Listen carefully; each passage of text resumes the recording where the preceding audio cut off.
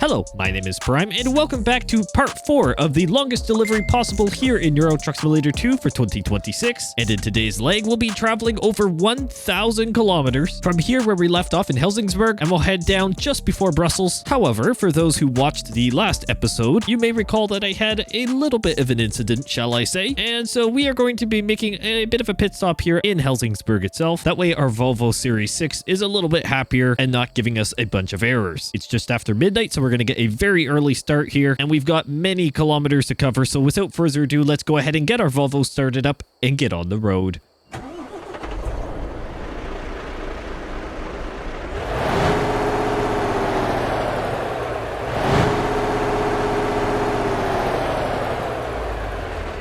All right, let's get on the road. Hopefully everyone's doing well. I certainly am. Great to be back here in ETS2, and we've got a lot of ground to cover today, my friends. As I mentioned, just over 1,000 kilometers here in the game to where our eventual delivery point will be, or shall I say, I guess stop point will be for this episode. It's a long one. It's a long one indeed, and that's why we're getting going nice and early here in ETS2, just after midnight here in game time. It's definitely going to be a monumental leg, probably one of the longest, if not the longest individual leg of this whole long haul series. So we've got plenty to talk about. We may even do a little bit of just quiet driving time as well, get a little bit of that going on, and we'll see how things go. But it is great to be back here. The thing is about this episode is that it's been a bit of a journey off camera, technically, to try and get this thing, well, recorded is probably the best way to put it. So for those who may have watched the last episode, you would have heard me say that I was intending to get more of these episodes out more frequently, shall I say, to just try and get this moving through, considering we've got 1.59 open beta out, and I want to get that covered, and a number of other things coming up on the ATS side, which I'll talk about later today as well. I want to make sure that this series can move through and get us progressing through, so that when an eventual game update comes around, it doesn't reset and destroy our delivery. So this episode, and what I'm recording right now, is technically an attempt 3 at this very leg. And that put a big damper on the speed in which the other episodes could come out. So, in an effort to be open with you guys, because you all support me in a very gracious manner, and I normally like to try and keep my word as much as possible, but again, life throws things at you that you can't always control. Here's what happened. The first recording, fantastic. We completed this leg, all good. Only problem, I didn't hit record. Yes, the cardinal sin of YouTube content creation. I didn't hit record on in OBS. In fact, I always have it on my Stream Deck, and it was blaring red. Hit record. It didn't do. I just didn't do it. It was after a day I had, and it was just I completely mentally just started driving, commentating, did not hit record, even though, again, I always do. It's a habit. But it was one of those rare occurrences that I just did not. So that was extremely unfortunate, given that this is one of, if not the longest leg of the delivery. So then I tried the day afterwards, and what happened to that video? It corrupted after 5 minutes into the recording, and it didn't throw an error in said OBS. So what happened then? I recorded it. I knew I recorded it because I double checked at that point. It wasn't until I went to edit it that it just would not go. Tried converting it, tried opening it in different methods. File would not work in DaVinci Resolve, is what I edit the videos in. So that was something. And now it leads us here. But unfortunately, multiple days later because of scheduling conflicts. You know, my friends, this journey isn't just a test of my commentary ability and, you know, just doing something kind of different for the sake of the channel and just the game and doing, well, again, just a bit of a a long haul with all the different potentials for shenanigans to happen, like what happened in last episode, where I did seemingly just, I don't really know, was going straight and then I just hit the barrier. So anyways, that was kind of weird. It's one of those things where it puts a test to multiple aspects of content creation, and particularly for me. And unfortunately, it also applies off camera as well with some things that happen. All right, let's get this thing repaired. Unfortunately, a very expensive repair bill for that hitting that barrier, over 20 grand. Fantastic, but at least we now know that everything is okay, so I can't really complain too much. All right, let's make sure we're all clear here and get going. Still trying to dial in the head tracking. Is really cool and all, but for the sake of my setup, it's maybe not the most optimum for the sake of the software itself, which is, I guess, kind of unfortunate, but at the same time really cool and just a bit of, well, getting used to. But I think it's been turning out pretty good in the sake of recordings. No one's had any issues with it, which is fantastic. And I want to say thank you to everyone who has been sticking by the videos lately, and of course the channel.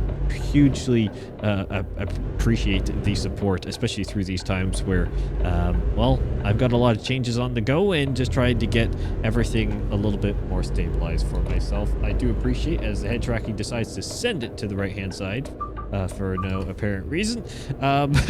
It is really humbling for me to see, but I also know this community very well now, and to all the new people that continue to join the Prime Simulation community, welcome and thank you. All right, let's finally get back on the road, and hopefully we can have a nice smooth delivery. Knock on, I guess, the plastic of this dash. Let's hope that we can just have a little bit more of a smooth sailing delivery here, given the before mentioned challenges I've had trying to get this thing well recorded itself. Let's merge onto the highway. Everything's looking nice and clear, which is fantastic. And let's talk a little bit more about ETS2. And so between the last episode and now, we haven't really had a whole lot of significant news. Obviously, we have 1.59 open beta out and around with the Benelux rework. That is something that I want to be doing coverage on very, very soon. Again, I can't update my game until we complete this series, but that will happen. So it may be slightly delayed by 1.59 first look, but it will come. It will come, my friends. It's just the way of the game. I had to try and choose when I was going to do this series, and there were a couple other things that I've mentioned before that set things back. The pros and cons of not being a full-time content creator. Again, I can go on about that for a lot of time. I know many of you just love the content whenever I can put it out, and I'm not going to try and force it at the end of the day. Many of you will know that that is my philosophy. I record things when I have the energy to do it and when I can truly enjoy making the content. I always enjoy it, don't get me wrong, but in life there are days that you just may be more tired, and I'm not going to try and fake, shall we say, the energy levels or so on to just try and get a video done. I don't believe that's correct. I think many of you would notice that, and it would just translate across in videos anyways, where realistically I'm not as well-rounded with things, maybe, and it's just, it can just become a lot. And this series is already a decent amount to try and get a handle on, especially on the commentary side. There's a lot of time to cover, and again, maybe in this episode we will do a little bit of a section of just nice highway cruising sounds. We'll see how it goes. Depends on how the conversation flows. Regardless, it is one of those things that it puts a lot of elements to the test, but I'm all up for it, and I thank you all for sticking by it as we get into some new content coming soon. So 1.59, obviously, I will be doing coverage on that plenty in the Benelux rework area. But then on the American Truck Simulator side is where a lot of attention is going to be spent coming up. There has been just recently a teaser, and what will assumingly be very quickly, and maybe by the time you're watching this video, it has already been confirmed, a new truck for ATS. Everything's looking like a new Volvo, potentially even the new Volvo VNL in particular. So that is going to be something that jumps in here into the content schedule. Again, this long haul series will be a priority to try and keep things moving through with it so we can progress onto other things because the way I did it in our main save here for ETS2 showcases technically. But again, the game I can't update as far as I know without causing serious issues. And we've got to get through into a toll gate, but the car there was not my friend. But maybe we won't take the automatic route. We'll go over this way and try and get here. That's fantastic. We'll get into this lane and we'll use the pay route so I don't cut off another truck. I'd love to use the express route, but we'll do it the old-fashioned way. Old-fashioned meaning, I guess, reach down and try and use our card to pay. There we go. We just paid because we don't have any pop-ups, and there we go. That's another thing we'll talk about today. Anyways, there's a number of things on the ATS side, including the Illinois DLC that's seemingly getting very close to release. That will also be taking up a lot of content schedule, and fortunately, and I'm trying not to make promises because honestly things change so much, but what I can say is that stability is a bit more coming. For those who didn't watch previous episode, I had a career change outside of YouTube, and so that has been a significant adjustment, a very positive adjustment.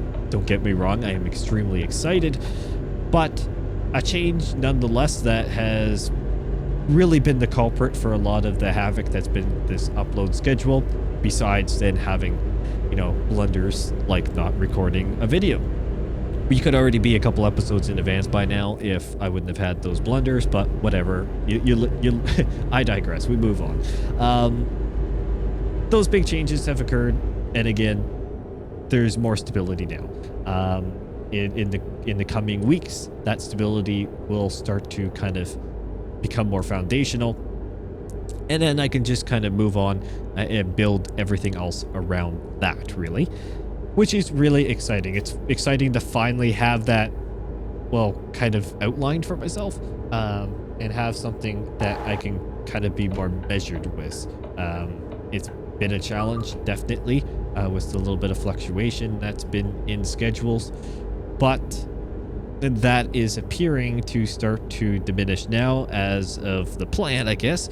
And you know what? I'm excited. I'm really excited for what the future holds on that front, and also here with the channel now that things can start to potentially go back to normal. Again, there's a number of things that are supposed to be released by now. They're not in terms of the channel side of things. Capacity is always a problem, but it's a problem that I'm happy to have in the sense that, you know what? I'm enjoying what I'm doing here. That's at the end of the day, that's all that matters. I enjoy what I do here around the channel, and whenever things come out, I know you will support it, and I thank you all so much for that. Anyways, back to ETS2 in this long-winded rant. Besides 1.59, I want to talk a little bit about potential future trucks.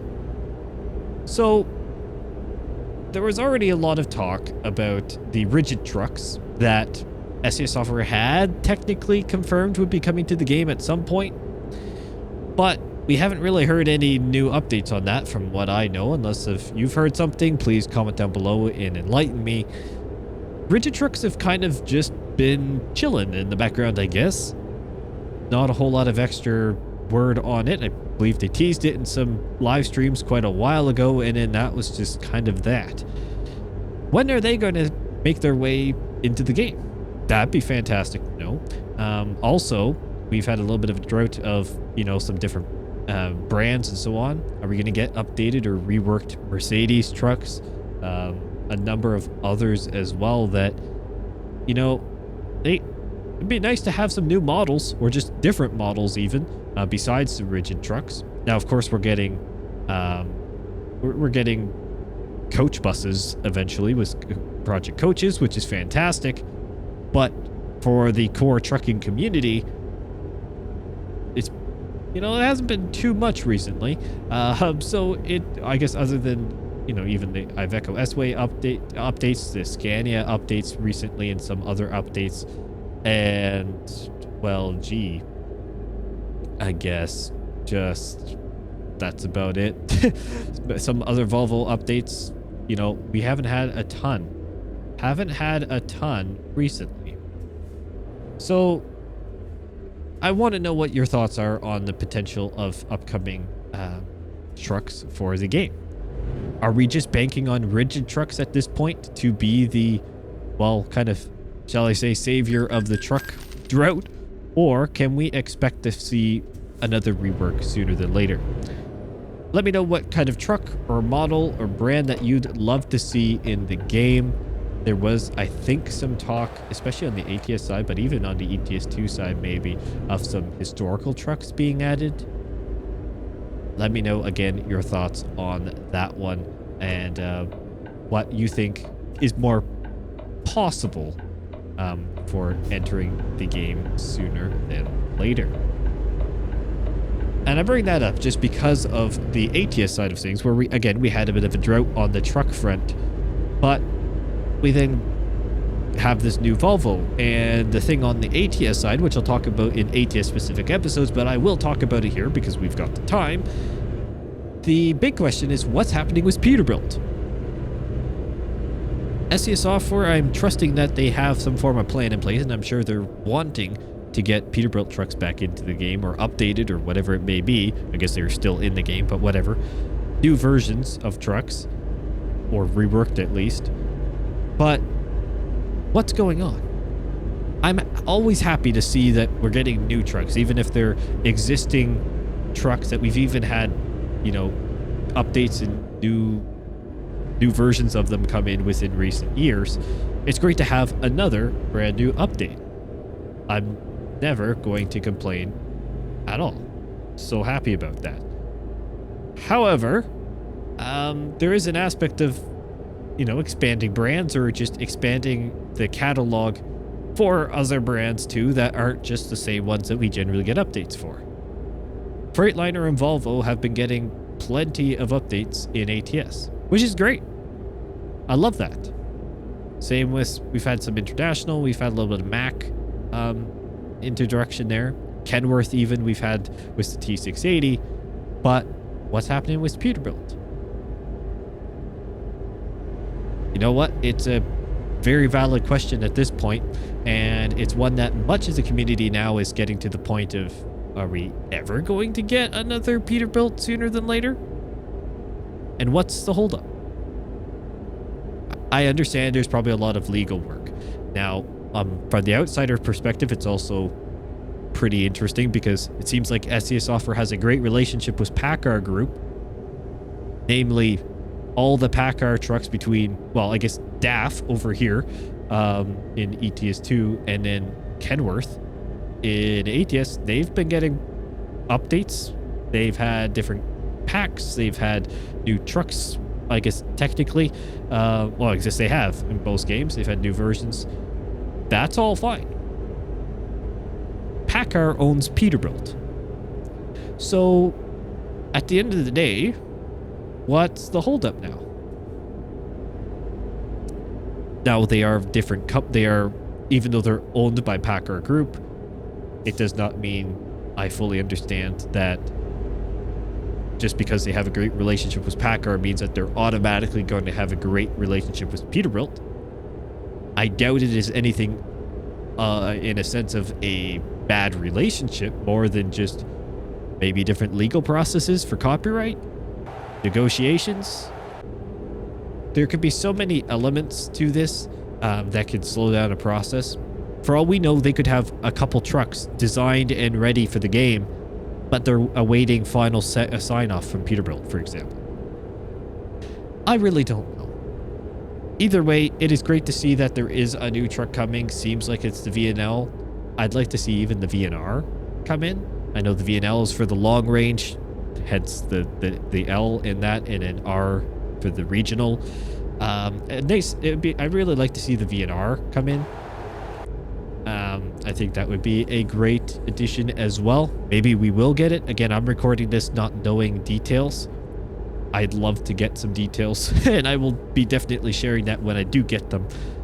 Either way, it's one of those things that here for ETS2, then it's what's the next direction? Is it just rigid trucks that we're banking on across multiple brands, or are we looking for new truck models within the existing company span that is in the game? Further tuning packs, updated tuning packs, reworks. Honestly, I don't think I'd really complain with pretty much anything for ETS2. I love that some of the trucks have been getting updates, or new features added, like the Scania the Super, for example. But realistically, I'd love to see some of the brand new models come in. Different ones, especially for example, Mercedes, what's going on there. You know, there's a number of them that could be updated regardless of the historical trucks. You know what, it'd be great to see those options expand, but I guess we'll have to wait and see how that goes.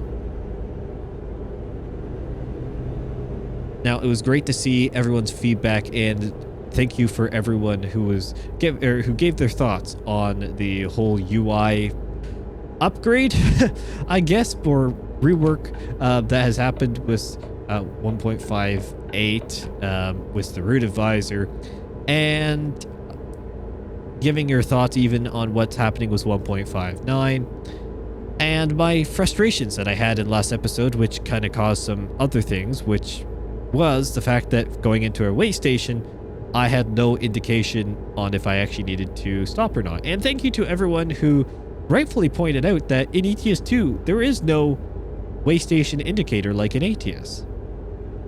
And that is actually something, admittedly, I didn't correlate. I always just assumed there was somewhere on the dash. And admittedly, I just kind of, again, assumed that that was the case. And in the past, when it would pop up saying you need to do a way station stop, that was just what I took it as, and I didn't look too hard in the truck thinking that there was actually one there. But there isn't. So that's why I couldn't find it. And that explains that. But then when it comes to, well, then just the whole UI side of things, where I have no option at all to kind of more fine-tunedly select my pop-ups. Many of you do agree that although the widget-based system has a lot of potential, I don't think it was maybe fully thought through with the, shall we say, blend between existing players and new players. I think new players, you just get used to whatever it is. Eventually, they'd probably share similar frustrations, but realistically, they'd be probably fine. But it's the existing players like myself, who are very experienced in the games, that want to fine-tune the different abilities for notifications without potentially going into the developer console, which I have not touched, and I'm not going to try to, because I don't want to mess up anything else. It's one of those things that I don't know if it was fully fledged through with the widget-based system. If you're going to go widget, you might as well go full widget and customization, and especially with something like the notifications in the game. There realistically shouldn't be much of an issue with choosing which notifications get sent or get not, or are not sent. That is fairly rudimentary in code to just say yes or no for activating this, especially in a game like this with all the options and customizations that already exist. I feel like that wouldn't be too much of a stretch, nor add too much of a load in the back end to just have as an option. The ability to allow fuel messages, rest messages, and way station messages, and damage pop-ups, whatever, those essentials, without impacting the, I don't know, let's say, for example, there's recruitment agency discovered, or even dealership discovered, or some of the other pop-ups or the different hints, I guess, even though that's not under contextual hints, like for whatever reason, when I'm revving my throttle in the intros, and it used to, before I shut off all basically pop-ups, because that is an option, it would say press, your accelerator, or press the W key to move and change gears and all this stuff, trying to give me hints on how to drive just because I'm revving the engine. I mean, I understand how this all works. So I don't need a pop-up saying to use your accelerator to move. And I'd love to just turn that off while keeping some of, again, the basics that would be handy for the game to have, and that are not an option in any of the widget settings or notification settings for that matter, or what the different display options are. There's nothing. I can't customize that at all.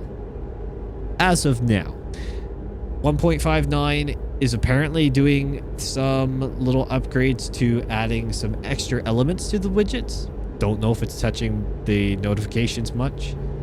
Again, if you have extra experience or different 2 cents on that, please comment below, just in case you pick it up faster than I do, or notice it faster than I do. That would be fantastic to know. But it is a frustration, and I'm happy to hear, in a unfortunate way, I guess, that multiple people share the exact same thoughts on the whole feature as a whole. That was a weird way to say it. The entire feature. I didn't need to double up on the whole feature as a whole, but whatever. You get what I mean. It is definitely fully embracing console philosophy, and the game needs an update. I get it. These games have been around for, well, over a decade. They are, especially ETS2 has gone through many forms. There are some things that are going to make more of an impact for players than others. I get it. The game has to progress. I personally appreciate that we're not having, say, ETS3 or ETS4 at this point, and having to buy new games for these updates. They're just being continually updated, and the game is being basically reimagined. So in that sense, I am very appreciative of that. And I understand then there's a complexity to trying to do these upgrades, because inevitably people are going to be upset because it's change. However, for something like UI, a pivotal point in the game, because, or at least a crucial one at least, because you interact with it all the time. Many games, when they do a new upgrade to a UI, will leave the option to enable legacy. So people have the option to, for even a shorter term, to get used to an old way. Now, when it came to the main menu reworks and stuff like that, there were different features being added where I understand SES Software could not really easily keep a legacy option, because there were new options and so on that needed new UI, and that was just going to be the version of the game that it works with. There was not going to be, a certain option that existed in the old UI, and they didn't want to update both. I fully understand that. However, the root advisor, did that in the widget-based system have to right away come in as a full-fledged change with no legacy option? I feel like that one was maybe an overstep. And I don't try to be too critical of SES Software just because they normally do a fantastic job. But I will be critical of them when I do believe they should be criticized. And I think that one is maybe a bit of a community oversight for the sake of their background research into it and just a deployment. The root advisor, at least in the 1.58 update, the widget system was the new feature of that. Otherwise, though, there was no functionality that changed. Now, that changes to 1.59 was tow to road, but that's a pause menu option, theoretically, or at least a tow option. So even with the old root advisor that we had in 1.57 was there, it still looked the same as everything else, or pretty much the same as what the new layout is of the root advisor. The main difference, and I gotta get over here because I'm going in the wrong tunnel. Here we go. The main difference is pretty simple. You can now separate out the root advisor and the function keys work differently. That's the difference. At least, again, on my view, plus the pause screen now has more elements on it. But the design didn't change. And same with the total road thing. Like, it's where it is in the option for the pop-up for different services. That, I don't think has actually changed in terms of, say, 1.57 and till now. It's just a new option in that bar. So did root advisor really have to be a mandatory change, or could they have put it to a historic, or left a legacy version of it for at least a couple updates to give people time while they get feedback on the new system?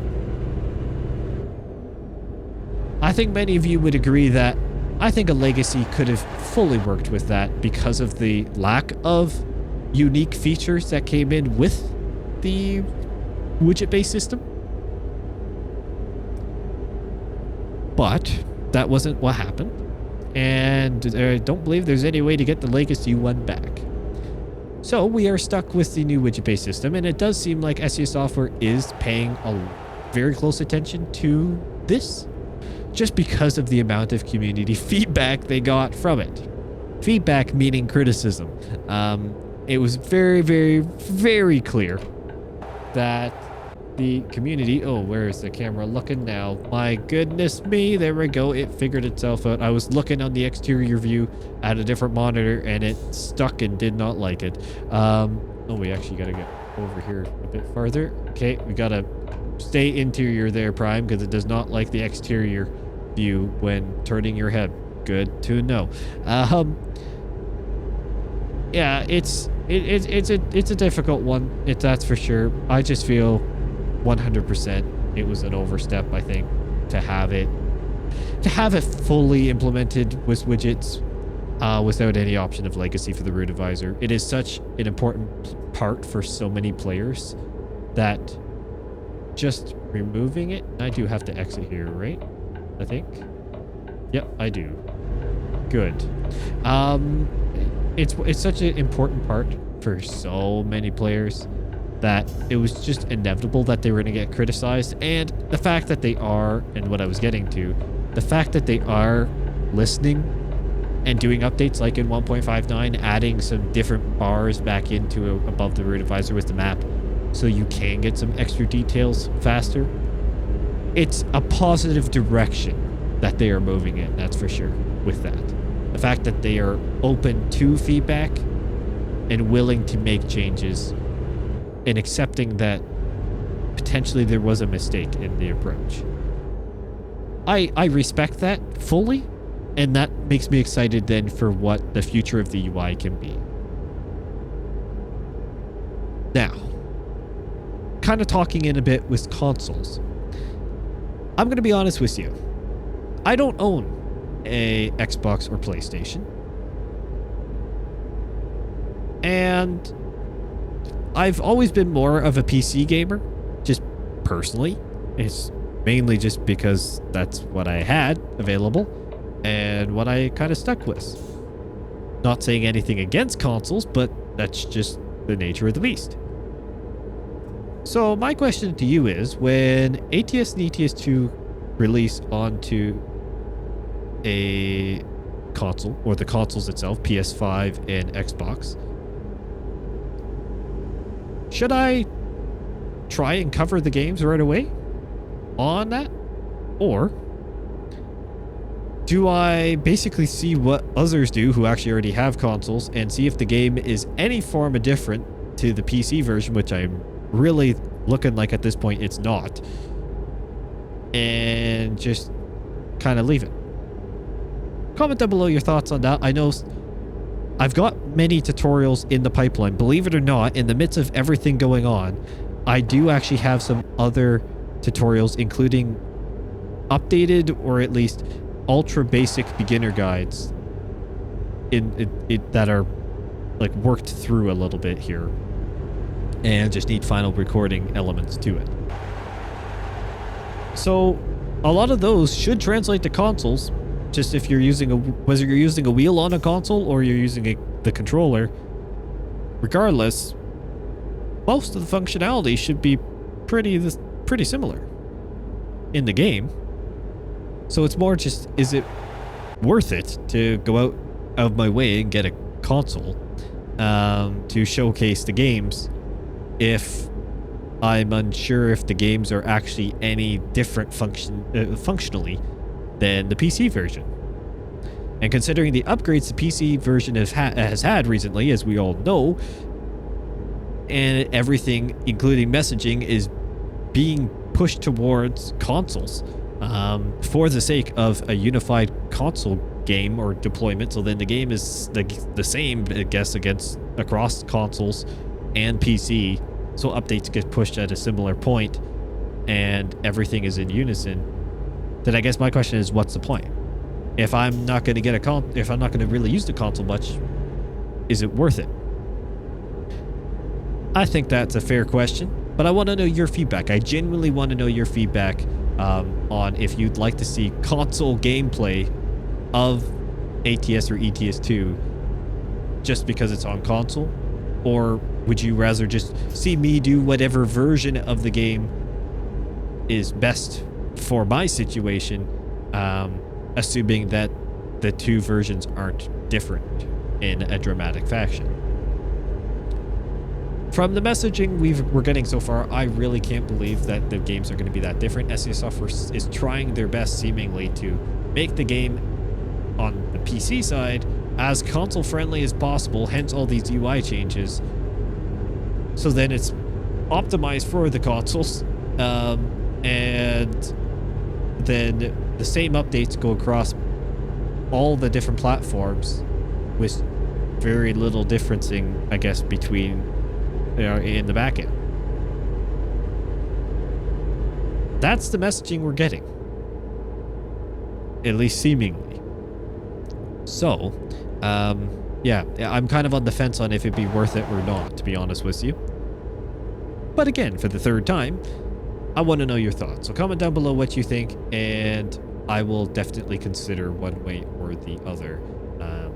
Likely, and I know this is going to probably spark debate, if I were, I'd probably go PlayStation. Say what you want. I think Sony is Sony's figured it out a little bit more than Microsoft at this point, my friends. Just saying. Just saying. There's been a lot of things with Xbox recently that I'm not too sure about. So take that and let me know what you think, and we'll see whenever the consoles do eventually release, whenever that may be. We'll cross that bridge when we get to it. Well, we're seemingly making pretty good progress. I know I have been speeding along pretty good, so that is fair. I am Prime Simulation at the end of the day, so I do like to have a little bit of a heavier foot. That's fair to say. But I think it's good at the same time to have a little bit of a heavier foot on these long deliveries, especially one that is over 1,000 kilometers and, well, about 15 hours, technically, the leg. I'm trying to cut that down a little bit to a more reasonable amount, and I knew this leg was going to be really, really long. Don't get me wrong on that one.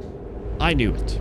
I knew it full-heartedly that this was going to be a really long leg, but I was banking on the fact that it is all highway, that we'd be able to cover some fairly significant ground. And, well, for example, let's take a look at the map and see, well, look at how far we've gone already. All the way up here to down here, and we're nearing our kind of end point, which I guess is the kind of quad city or tri-city, however they technically name it here. We're entering that region now, which is really, really good because it is amazing how fast you can get going on the highways versus the county roads. That is an obvious statement though, because again, speeds or direct routes, whatever, you can cover a lot of distance in a shorter amount of time. But we need this for this delivery, and from here on out it is very highway centric. Not as many back roads just because of the networks that move across Europe, and that is perfectly realistic and perfectly fine. And that is the very reason why I in the first few episodes going through the Nordic Horizons DLC tried to keep it a little bit more back roadish, so then it wasn't so highway driven all of the way. Doesn't mean it's a negative, no. And in fact, I do kind of like just cruising along here on the highway, about 100 kilometers an hour. The Volvo handles it with ease. Yes, I am speeding. Would I be probably getting tickets with speed cameras? Maybe. Would the regulators not like a transport truck doing these kind of speeds when the speed limit is 80? Maybe not. Should there be a speed limiter? Probably. Am I doing any of those things or caring? Not really. It's one of those where, again, we've got some creative liberty here, my friends. I want to make that clear. I do my best to keep things within reason. I'm not going to just full throttle the whole way and not, not follow road rules. But I do believe there is a little bit of an element of let's have some creative liberty and a little bit of independent freedom when it comes to the particular speed. If we're, 10, 15 kilometers an hour over the limit, for the sake of ETS2, we're going to call that okay. As long as I'm doing it in a safe manner, which most of the time is borderline, I think we're okay. I think we're okay. You know what? It's maybe not the most realistic or safe thing if you're trying to go for full realism, but it is what it is. And again, I'm Prime Simulation. So if I do these little things, all it does is just give a little bit of extra opportunity for things to kind of go wrong. And then it's more entertaining for you at the end of the day. So is there any harm done in that? I don't know. Guess it depends on who you ask. If you ask a person who's caring about full realism and safety, they may have something that they want to say about it. For most, or for a lot of you that are just potentially even listening to this, and just, going through for the sake of the journey, you probably don't really care, do you? And that's kind of the balance I have to try and run.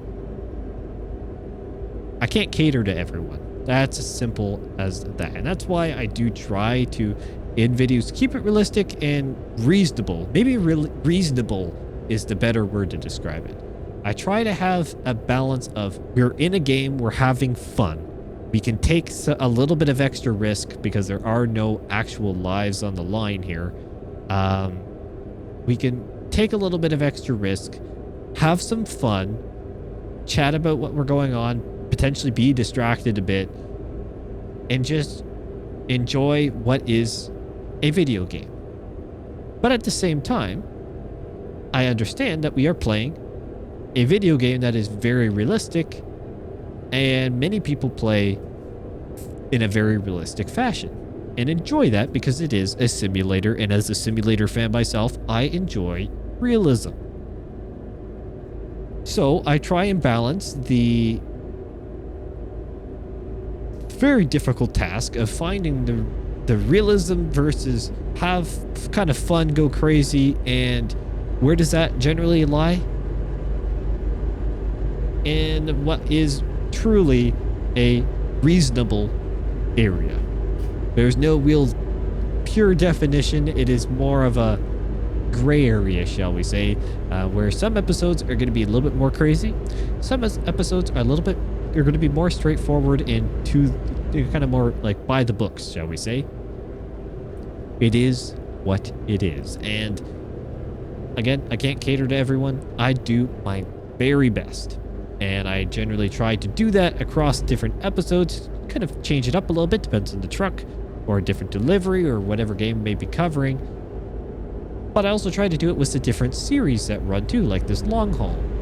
There's going to be plenty of different episodes, the different stages within this series, the different episodes, are going to maybe have a different flavor just depending on what's going on. For example, last episode was pretty much just chaos.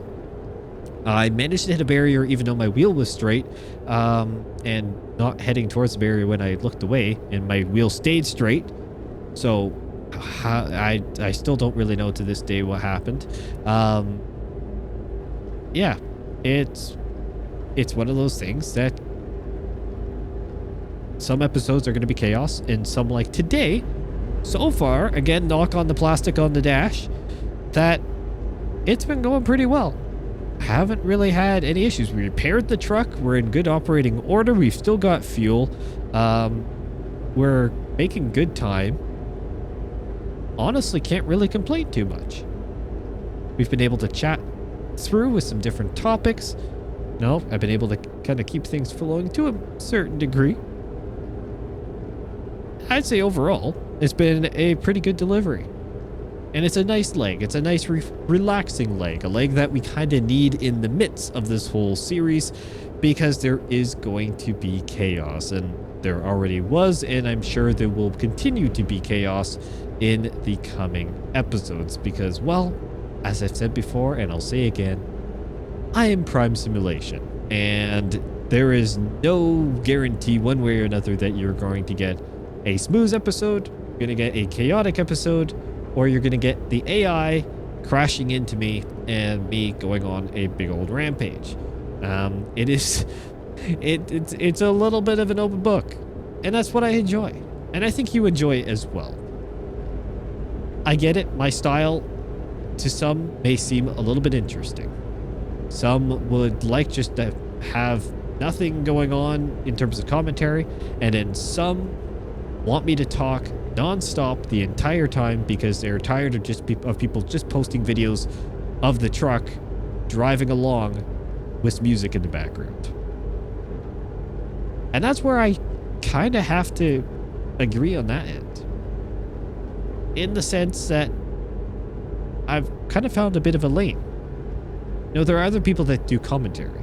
Are there many other creators that do commentary to this style as frequently as I do it? I'm not too sure about that one. Maybe not as prominent. There definitely are some. And I'm not trying to say that by any means this channel is overly big. But it's still growing pretty quickly, despite me not being able to put out as much content as I'd like. And this community is really backing behind these commentary-based videos. So to that, thank you. And also, it kind of proves the point. There is a little bit of a room. There is a bit of room here where I'm not going the full realism mode. I'm not just doing kind of cinematic delivery mode. I kind of do a little bit of everything. It just depends on the episode. And I think that's kind of the specialty bit of Prime Simulation, to be honest with you. It's a really unique opportunity for me just to kind of do my own thing and see how the community reacts. And so far, you all have reacted amazingly and support me every step of the way. And that's why there are new things coming out too for the channel, as I've talked about a little bit in the past, with things being revamped and updated and so on. Things behind the scenes, and some things that will become more prominent that give you more opportunity to watch and listen to me, but then also interact within the community, and also just for the channel, things that set it up for better success moving forward, because this is a community now that is quite large, fairly active, and has a lot of opportunity. It's something that I don't take lightly. And when, even at this scale of the channel as of recording this video, it's, you know, it's a large enough community that there's enough management to go on, and there's a responsibility to maintain a certain level to it in that same sense. It's not something that, you know, I'm gonna just kind of brush over and say one way or another, but like it is a commitment too. It's a commitment from my end, and of course a commitment on your end, in an indirect way to kind of support. You don't have to, but for me, it's a major commitment to make sure that this community stays safe and active, and that's what I'm trying to do. But let's go ahead and fill up this Volvo, and I have to do it from the exterior view so I can actually hear when my truck is full, because the insulation in the cab is so good that I can't tell. And just like that, we are full, and we are here at this gas station, and we have completed leg 4 of the longest delivery possible here in Euro Truck Simulator 2 for 2026. What a fantastic episode. Nice and smooth sailing, or fairly smooth sailing at least. And I will take that any day of the week. Thank you all so much for watching, and I will see you in the next one.